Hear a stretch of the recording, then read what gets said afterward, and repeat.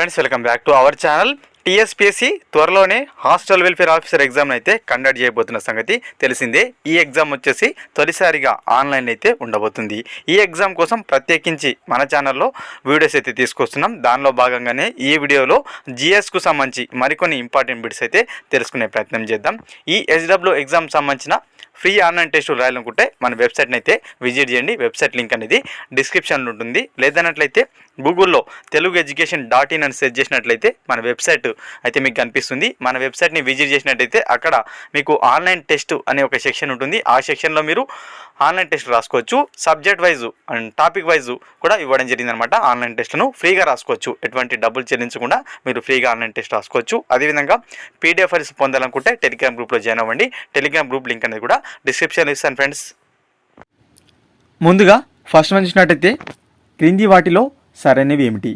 Option A, ప్రపంచ జనాభాలో భారతదేశం జనాభా శాతం 16.5%, 2011 జనాభా లెక్కల ప్రకారం. ఓకేనా. ఆప్షన్ బి, 2011 జనాభా లెక్కల ప్రకారం భారతదేశ పురుష జనాభా శాతం 50.25%. సో మనకు ఇందులో ఏవి రైట్ అని అడుగుతున్నారు. యాక్చువల్గా ప్రపంచ జనాభాలో భారతదేశం జనాభా శాతం 17.5%, 2011 జనాభా లెక్కల ప్రకారం. కాబట్టి option A wrong. Option B చూసుకున్నట్టయితే పురుష జనాభా శాతం 51.47% ఫ్రెండ్స్, 2011 జనాభా లెక్కల ప్రకారం. 50.25 కాదు. కాబట్టి ఆప్షన్ బి కూడా రాంగ్. సరైనది ఏంటి మరి? Option 4 right answer. ఏబి తప్పు. ఏవి కూడా సరికావు. సో ఇటువంటి క్వశ్చన్స్ అయితే ఈ మధ్య టీఎస్పీసీ చాలా అంటే చాలా అడుగుతుంది. సో ఇటువంటి క్వశ్చన్సే అప్కమింగ్ వీడియోస్లో తీసుకొచ్చే ప్రయత్నం చేస్తాను. ఓకేనా. ఏబి తప్పు. Option 4 right answer. Next one, 2001 నుంచి 2011 మధ్య భారతదేశ జనాభా వృద్ధి రేటు 17.72% కాగా ఎన్ని కోట్లకు పెరిగింది? ఎన్ని కోట్లు పెరిగింది? సో మనకు జనాభా వృద్ధి రేటు 17.72% అని తెలిసిందే 2001 నుంచి 2011 మధ్యన. అయితే ఎన్ని కోట్లు పెరిగింది ఈ 10 సంవత్సరాల కాలంలో అని అడుగుతున్నారు. 16.5 కోట్లు, 17.3 కోట్లు, 17.9 కోట్లు, 18.1 కోట్లు. సో మనకు 2001 నుంచి 2011 మధ్య భారతదేశ జనాభా వృద్ధి రేటు 17.72% కాగా జనాభా పెరిగిన సంఖ్య వచ్చేసి 18.1 కోట్లు. ఓకేనా. 18.1 కోట్లుగా పెరిగిందనమాట జనాభా 10 సంవత్సరాల కాలంలో. ఓకేనా. Option 4 right answer. Next one, ఏ సంవత్సరంను స్మాల్ డివైడ్ ఇయర్ అంటారు? సో మనకు జనాభా లెక్కలైతే ప్రతి 10 సంవత్సరాలకు ఒకసారి అయితే లెక్కిస్తాం. అయితే ఒక సంవత్సరంను స్మాల్ డివైడ్ ఇయర్ అని పిలుస్తారు. ఏ సంవత్సరంను? 1931, 1941, 1951, 1961. సో మనకు 1951ను స్మాల్ డివైడ్ ఇయర్ అంటారు. ఎందుకోసం అంటే ఈ ఇయర్ నుంచి జనాభా వృద్ధి రేట్ అనేది చాలా ఫాస్ట్గా పెరుగుతుంది, వేగంగా పెరుగుతుంది. కాబట్టి 1951ను స్మాల్ డివైడ్ ఇయర్ అంటారు. చాలా చాలా ఇంపార్టెంట్. 1951 నుంచి జనాభా వృద్ధి రేటు వేగంగా పెరుగుతుంది. అందుకని 1951ను స్మాల్ డివైడ్ ఇయర్ అంటారు. Option 3 right answer. Most important bit. Next one, ఏ సంవత్సరంను గ్రేట్ డివైడ్ ఇయర్ అంటారు? సో జనాభా లెక్కలలో మనకు ఏ సంవత్సరంను గ్రేట్ డివైడ్ ఇయర్ అంటారు? 1911, 1921, 1931, 1941. సో మనకు 1921ను గ్రేట్ డివైడ్ ఇయర్ అంటారు. ఎందుకోసం అంటే 1921 ఇయర్లో మనకు జనాభా రుణాత్మకంగా నమోదైంది. వృద్ధి రేట్ అనేది జనాభా వృద్ధి రేట్ అనేది రుణాత్మకంగా నమోదైంది. కాబట్టి 1921ను గ్రేట్ డివైడ్ ఇయర్ అంటారు. 1951ను స్మాల్ డివైడ్ ఇయర్ అంటారు. ఇక్కడ వేగంగా పెరుగుతుంది ఈ ఇయర్ నుంచి కాబట్టి స్మాల్ డివైడ్ ఇయర్. ఇక్కడ రుణాత్మకంగా నమోదైంది కాబట్టి great divide year. Option 2 right answer. Most important. Next one, ఆధునిక కాలంలో జనాభా లెక్కలను మొదటగా ప్రవేశపెట్టిన దేశం ఏది?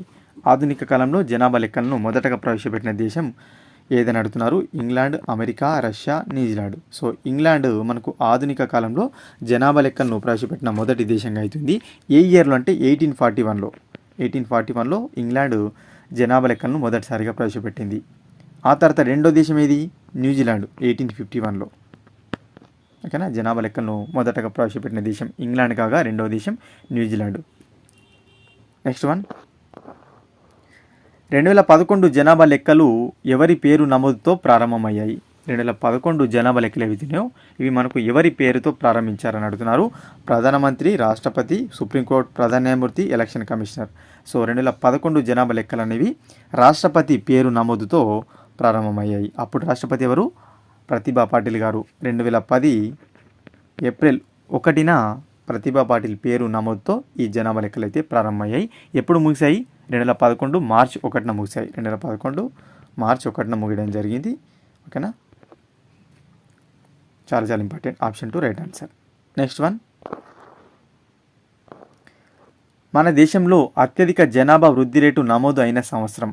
సో మన దేశంలో అత్యధిక జనాభా వృద్ధి రేటు నమోదైన సంవత్సరం అయితే అడుగుతున్నారు. సో ఏ సంవత్సరంలో నమోదైంది? ఇప్పుడు చెప్పుకున్నాం 1921లో రుణాత్మక వృద్ధి రేటు నమోదైంది కదా. అదేవిధంగా అత్యధిక వృద్ధి రేట్ అనేది ఏ ఇయర్లో నమోదైంది? 1971లో నమోదైంది.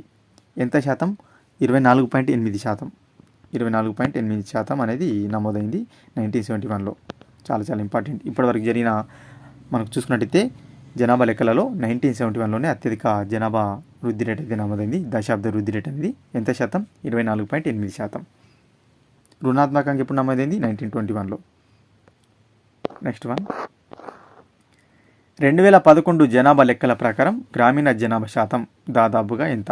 సో 2011 జనాభా లెక్కల ప్రకారం భారతదేశంలో గ్రామీణ జనాభా శాతం 69, దాదాపుగా 69 అన్నమాట. 68.8గా ఉంటుంది. సవరించినట్లయితే 69%గా చెప్పుకోవచ్చు. ఓకేనా. అదే మనకు పట్టణ జనాభా శాతం ఎంత ఉంటుంది? దాదాపుగా 31% ఉంటుంది. గుర్తుపెట్టుకోండి. ఓకేనా. నెక్స్ట్ వన్, ప్రతి 10 సంవత్సరాలకు జనాభాను లెక్కించడం ఏ సంవత్సరం నుండి ప్రారంభమైంది? భారతదేశంలో ప్రతి 10 సంవత్సరాలకు జనాభాను లెక్కించడం ఏ సంవత్సరం నుంచి ప్రారంభమైందని అడుగుతున్నారు. యాక్చువల్గా మనకు 1872లో మొదటి జనగణన జరుగుతుంది భారతదేశంలో. అయితే 1881 నుంచి ప్రతి 10 సంవత్సరాలకైతే జనాభాను లెక్కిస్తున్నారు. 1881 నుంచి. ఓకేనా. Most important. Option 2 right answer. Next one, 2011 జనాభా లెక్కలు ఏవైతుంటాయో వాటి యొక్క నినాదం ఏంటని అడుగుతున్నారు. థీమ్ ఏంటని అడుగుతున్నారు. మా గణాంకాలు మా భవిష్యత్, మా జనాభా మా భవిష్యత్, మా భవిష్యత్ మా గణాంకాలు, మా భవిష్యత్ మా జనాభా. సో 2011 జనాభా లెక్కల థీమ్ ఏంటంటే మా గణాంకాలు మా భవిష్యత్. చాలా చాలా ఇంపార్టెంట్. 2011 సెన్సాస్ యొక్క థీమ్ ఏంటంటే మా గణాంకాలు మా భవిష్యత్ అనే థీమ్తో అయితే ఈ జనాభా లెక్కలను లెక్కించారు. Option 1 right answer. ఇవి ఫ్రెండ్స్ ఈ వీడియోలో భాగంగా ఇంపార్టెంట్ బిట్స్. వీడియో కనుక నచ్చినట్లయితే తప్పకుండా లైక్ చేయండి. లైక్ చేయడంతో మన వీడియో చాలామందికి రీచ్ అవుతుంది. అదేవిధంగా మరిన్ని వీడియోస్ నేను తీసుకురావడానికి సపోర్ట్గా ఉంటుంది. తప్పకుండా లైక్ చేసి షేర్ చేయండి. మరొక ఇంపార్టెంట్ వీడియోతో మీ ముందుంటాను ఫ్రెండ్స్.